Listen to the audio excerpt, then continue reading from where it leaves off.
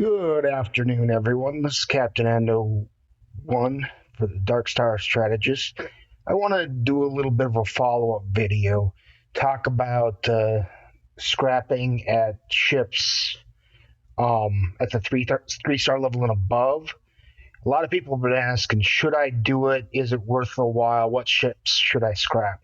And that's a good question because obviously, to get there, you may have a lot of lesser ships that you want to upgrade, and you have to decide for yourself, should I upgrade it to the point where I can scrap it, or should I leave it at the bottom level? So, as a little bit of an experiment, I did a little comparison here. So, as you can recall from the previous video, two-star ships like Envoys, um, Talas, so on and so forth, they're always worth building up to scrap because what you'll get when you level it up to max and that's level 40 tier 8, I believe, you will always get good 3-star gas of the uncommon type, or 3-star ore, or 3-star crystal, along with titanium, dilithium, so on and so forth. But in the meantime, you'll also have ships like that are 3-star, like your neutrals, your Vaklis, your Kamari, and your Kara, and you'll have to decide for yourself whether it's worth doing there as well. So, for today's thought experiment here, I'm just going to go ahead and look at the Vaklis and what the upgrade costs are. So, one thing you can do with the Vaklis is you can bring it up all the way to level 10, tier 2 with these 3 components filled, and not spend any uncommons to get there. So that's something you can do if you have a good Latinum pile and maybe some ship XP. You can get it to this point with no extra expenditure of resources. Now, when you look at the phasers, you're starting to draw off your pool of uncommon gas and ore. So now, obviously, when you're starting to upgrade your tier 2 phasers, you're taking away some of the stuff that you're trying to get as an outcome. And what I've noticed here in looking between the two types of ships, whether it's a level 1 unchanged Vaklis, you're looking at 75,000 titanium and 4,000 dilithium. Whereas if you go all the way up to the one that I've decided to upgrade, I'll have to switch it out of my active ships first. But once I do that, I can look at the scrap rewards. So if I look at the scrap rewards for the modified Vaklis and see the scrap costs, now I put in quite a bit of common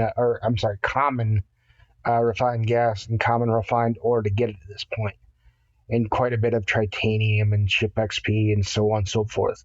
This is a lot less of a return than I put into it, but what I put into it was mostly a combination of things I had on hand, as well as a little bit of latinum. So as you can see, there's really not any indication that you're going to get better rewards from your tier 3 faction neutrals, which are your Vaklis, your Kira, and your Kamari.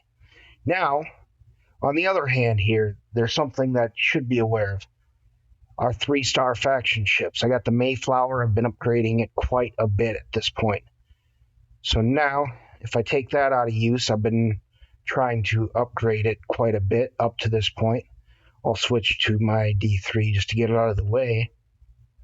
If I take that over to the scrapyard and take a look at it now, you won't be able to scrap until you're pretty high level anyway. It becomes available at level 34. But if I was to scrap it at this point, this is level 40, almost 42, and tier 9. You can see the rewards are actually quite substantial. Not only do we have the uncommon 4 stars, as well as explorer parts, as well as all your uncommons and even your rares, that's going to make a pretty big difference here. So when I decide to go forward and scrap this, if I'm working towards things like the jellyfish, or if I decide to improve it some more, I'll go ahead and upgrade it for Latinum just so people can see what the difference is between late 41 and 45. So if I take it from 41 to 45, it's going to cost me a little bit of latinum to get there, but it's something I have enough for. And I want to show you guys this so you can see for yourself what the total costs are. So now here's a maxed out Mayflower. Got all the components, everything into it. It's going to be scrapping at the maximum values. If I take it into here and take a look at it, keep forgetting to take the ship off of my active roster before I do this. That's something you have to do before you scrap. So if I do that, take a look at it. This is the maximum. So you've got almost 110,000 of those parts, as well as 8362 of, looks like, uncommon Explorer parts. So these are things you're going to have to encounter at the 4-star level. Tons of rarefied ore and gas, 262, 486. Now, one thing you're probably not looking at too closely right now, but in your research, you've got some upgrades waiting for you. So even if you don't have a jellyfish right off the bat, you have some upgrades waiting on the high end that become available. That Galaxy Research, I'm being a bit of a dummy right now. Just a second. It is, I believe it's Combat. Yes, Combat. You'll get access to things like Federation Firepower. This is something that becomes available when you're pretty high level like me.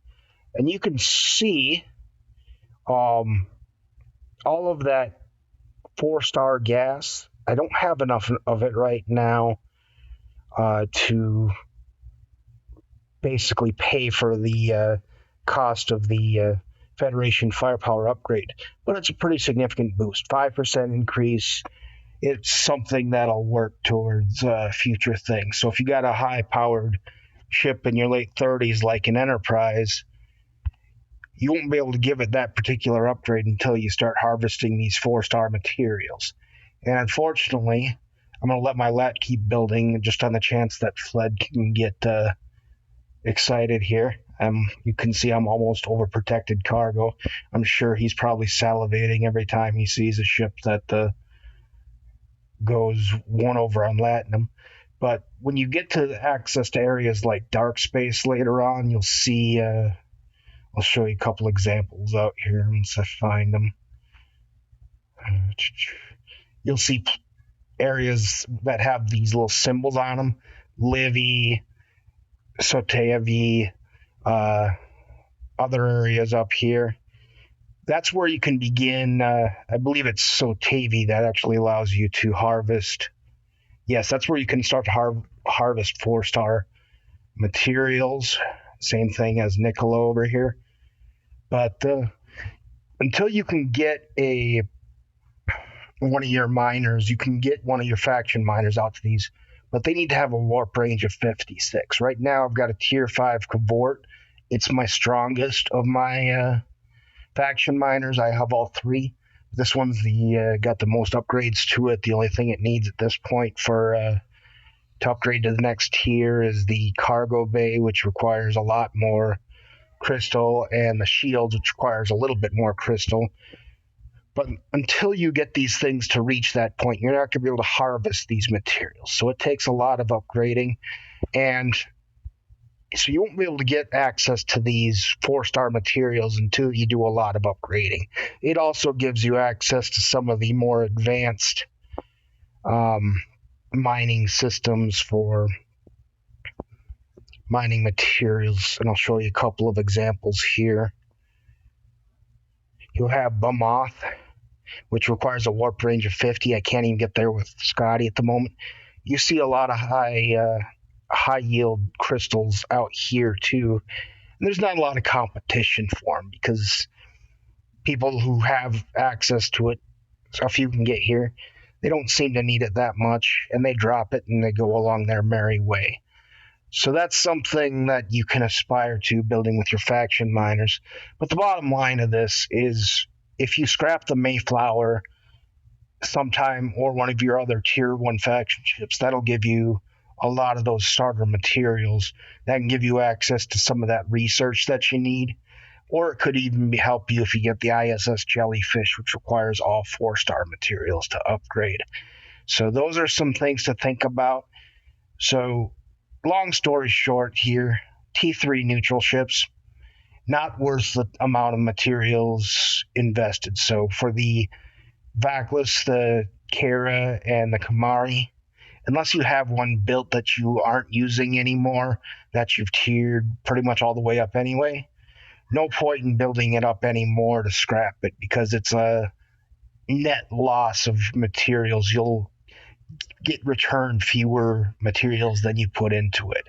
On the other hand, your tier 1 faction ships, which return all these 4-star values, as you can see, there's a great return on the investment, and you'll probably have built these ships up quite a bit anyway. Go ahead and finish the job so you can get those high 4-star mat returns and get yourself started on your future developments here. So that's kind of the way I want to differentiate the 3-star level ships. The Lithium Pirate's asking for me in chat. I'll get to him in a minute. But I just wanted to communicate that to you. And always remember, always be scrapping. Patience, persistence will get you there.